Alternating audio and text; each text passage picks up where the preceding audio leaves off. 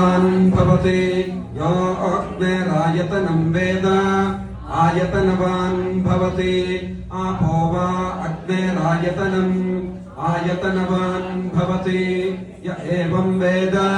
योपामायतनं वेद आयतनवान् भवति वायुर्वा अपामायतनम् आयतनवान् भवति यो वायोरायतनं वेद आयतनवान् भवति आपो वै वायोरायतनम् आयतनवान् भवति य एवं वेद योपामायतनं वेद आयतनवान् भवति असौ वै तपन्नपामायतनम् प्रतिष्ठितां वेद प्रत्येव तिष्ठति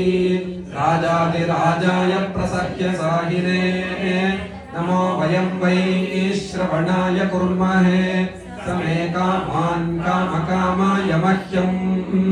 कामेश्वरो वै श्रवणो ददातु कुबेराय वै श्रवणाय महाराजाय नमः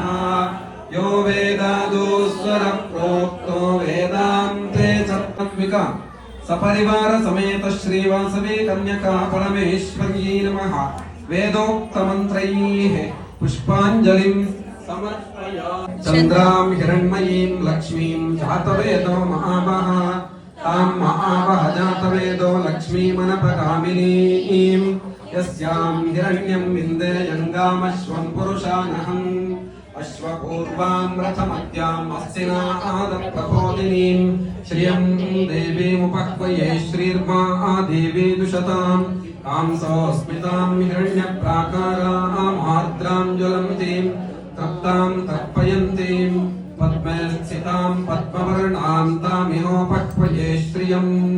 चन्द्रां प्रभासां यशसा ज्वलन्तीं श्रियल्लोके देवदुष्टामुदाराम् तां पद्मिनीमीं शरणमहं प्रपद्ये अलक्ष्मीर्मे नश्यतां त्वां मृडे आदित्यवर्णे तपसोऽधिजातो वनस्पतिस्तव वृक्षोऽथ बिल्वः तस्य फलानि तपसानुदन्तु मायान्तरायाश्च बाह्या अलक्ष्मीः उपैतु मां देव सखः कीर्तिश्च मणिना सह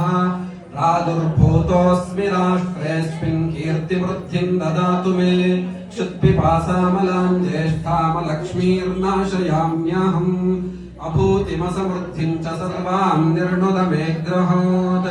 गन्धद्वारां दुरादर्शां नित्यपुष्टां करीषणीं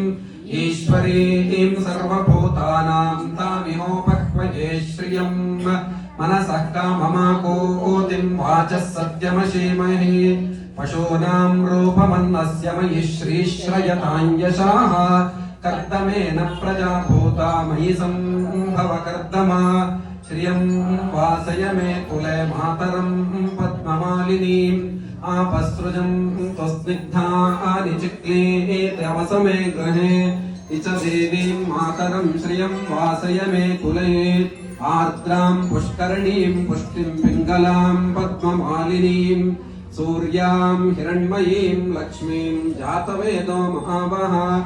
आर्द्रां यः करणीं यष्टिं सुवर्णां हेममालिनीं चन्द्रां हिरण्मयीं लक्ष्मीं जातवेदो महावः तां महावः जातवेदो लक्ष्मीमनपगामिनीं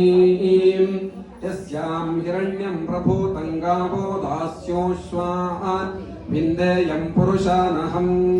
यशुचिः प्रयतो भूत्वा जुहुयादाच्यमन्महम् श्रियः पंचदशश्च ಶ್ರೀಕಾಮಃ ಸತತಂ ಜಪೇತ್। ಎಲ್ಲರೂ ಸಹ ದೇವಿಯಲ್ಲಿ ಪ್ರಾರ್ಥನೆ ಮಾಡ್ಕೊಳ್ಳಿ।